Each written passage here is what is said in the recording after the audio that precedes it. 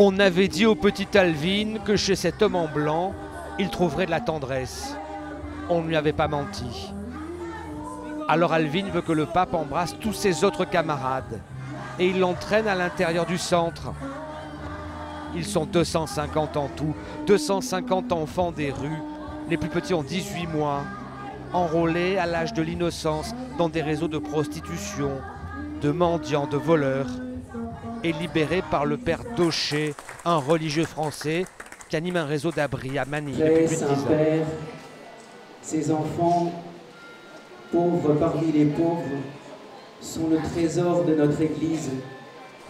Les plus faibles, les plus pauvres, le pape est venu pour eux aux Philippines. François va passer 15 minutes en tout au milieu des enfants. Un arrêt qui n'était pas inscrit à son programme officiel, mais qu'il a souhaité quand on lui a parlé du refuge du Père français. Puis il bénit l'Assemblée.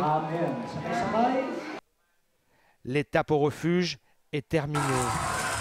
Et après son départ, la joie éclate et l'émotion se lit sur le visage du religieux. Pour ce cadeau fait à des enfants auxquels la vie n'en avait jamais fait aucun jusqu'ici. Quand il l'a serré dans ses bras, c'est comme si le Saint-Père faisait partie de sa famille.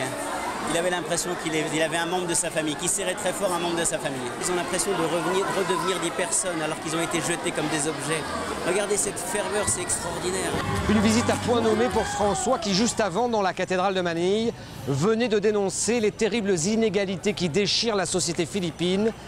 Ici, 70% de la population vit au mieux dans un bidonville et au pire dans la rue.